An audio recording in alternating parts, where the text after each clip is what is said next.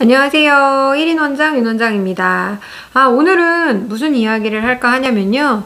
제가 이제 아이들 가르치는 일을 하면서 성격이 좀 바뀐 부분이 좀 있어요. 예전에는 이제 그냥 막 말하던 거를 학부형님들하고 많이 통화를 하다 보니까 이렇게 말해도 되나? 기분이 안 나쁘려나? 막 이런 직업적인 병이 좀 생긴 것 같아요.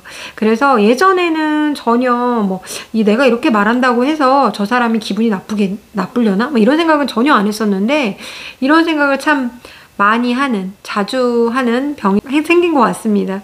예를 들어서 이제 아이가 좀 예민하다고 좀 제가 느꼈어요. 뭔가 상담을 할 때 그런 부분에 대해서 좀 얘기를 하려고 하는데, 예민하다라는 표현이 좀 불쾌할 수도 있잖아요.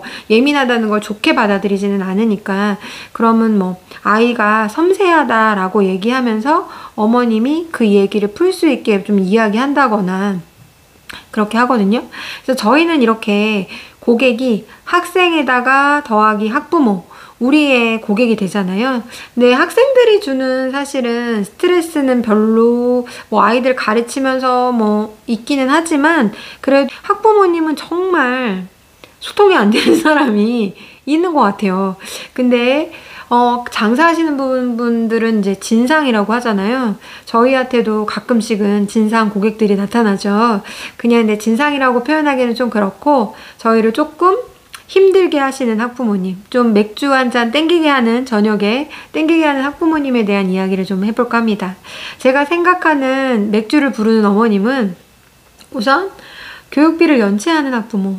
돈 얘기하기 정말 힘들잖아요. 근데 제가 한 20년 동안 일을 하면서 교육비가 이렇게 연체되거나 뜯긴 게 딱 3번이 있어요. 근데 거의 2번은 집안 사정이 너무 안 좋은 상황이 돼가지고 그런 거라서 조금 안타까웠다고 해야 되나? 그런 느낌이었어요. 근데 이번에는 사실은 좀 기분이 나쁘더라고요. 이번에는 좀 꾸준히 오래 다닌 친구였는데 갑작스럽게 이제 시간이 안 맞아가지고 그만두게 되었는데, 교육비가 항상 좀 연체라기보다는 거의 교육비가 선납이 돼야 되는데 거의 후불로 좀 들어오고 항상 미안하다고 그러고 그러는 어머님이었어요.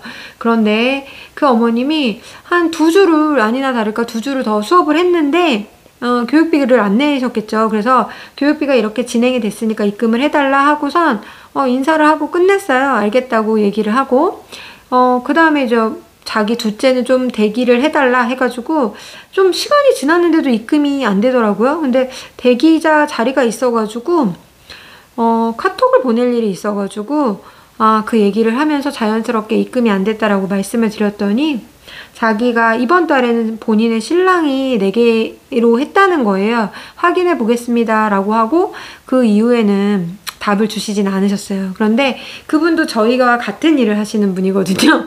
아이들을 가르치시는 일을 하시는데 정말로 끝이 그렇게 되는 것도 되게 기분이 나빴지만, 본인도 이런 일을 하면서 그렇게 한다는 게 사실은 더 기분 나빴어요. 그래서 저도 어디 가서 나라도 그러지 말아야겠다 이런 생각을 했고, 그래, 내가 이 돈 너한테 안 받는다.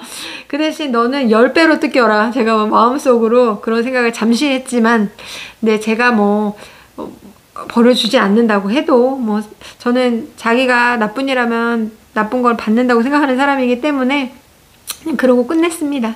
그 다음에 또 2번째는 이제 학원을 쥐락펴락하려고 하는 학부모님들이 있어요.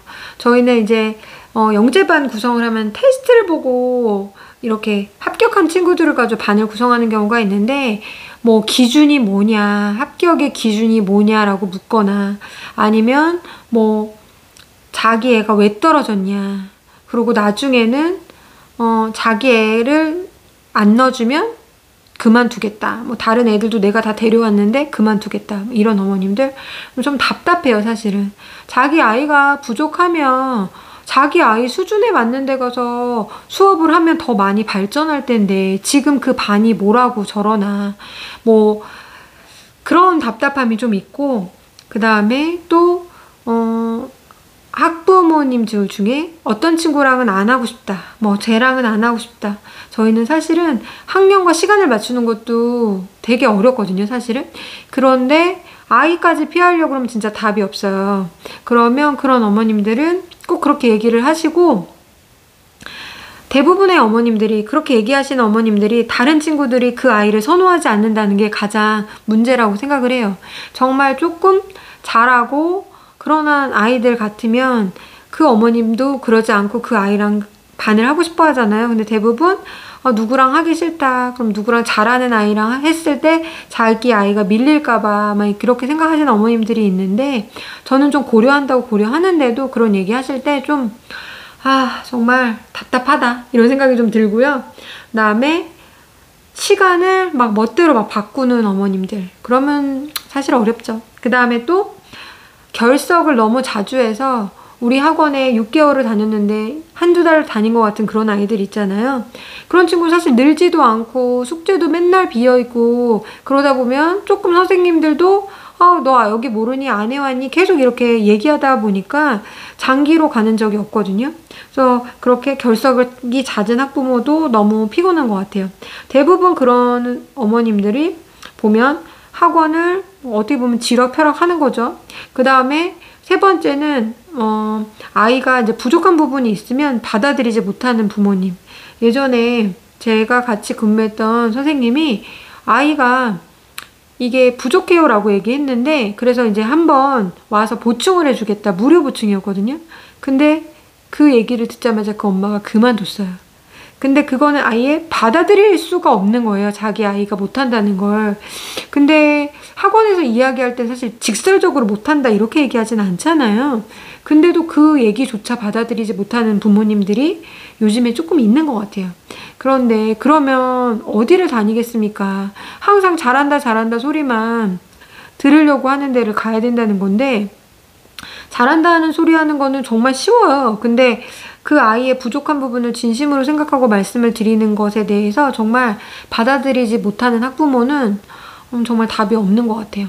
그래서 제가 이렇게 만난 여러 부분의 이제 학부모님들이 있는데, 근데 저희가 이제 뭐 그냥 당하고만 있을 수는 없잖아요. 대처법이 있어야 되는데, 우선은 교육비 연체 같은 경우는 연체가 되지 않도록 사전에 막는 수밖에 없고, 저는 이제 좀 오래 다니지 않으면 좀 칼같이 하는 편이에요. 그거는 이제는.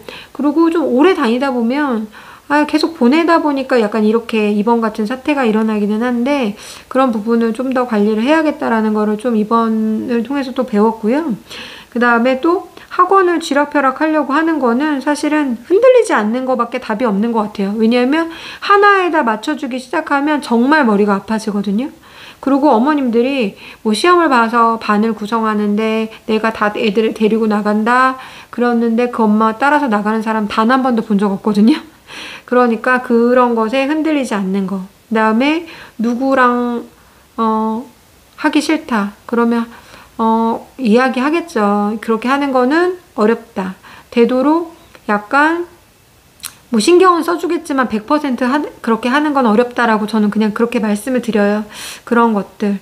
그 다음에 뭐 결석도 너무 잦은 결석을 한다는 건 사실 학원에도 도움이 되는 게 아니니까 그런 부분에 대해서 환기를 좀 시켜주는 것들, 그런 게 좀 필요한 것 같아요. 그리고 아이의 부족한 부분을 받아들이지 못하는 학부모라면 그거는 뭐 저희가 바꿀 수 있는 부분이 아니기 때문에 저는 저의 길을 갑니다. 그냥 기분이 나빠도 얘기합니다. 우선은 그거 말고는 방법이 없어요. 그래서 자기가 생각하는 가치관으로, 교육관으로 가는 수밖에 없는 것 같아요. 오늘도 힘들게 하는 학부모님이 있으셨다면 맥주 한잔 하시고 스트레스 푸세요. 저는 다행히 오늘은 없었습니다. 안녕히 계세요. 감사합니다.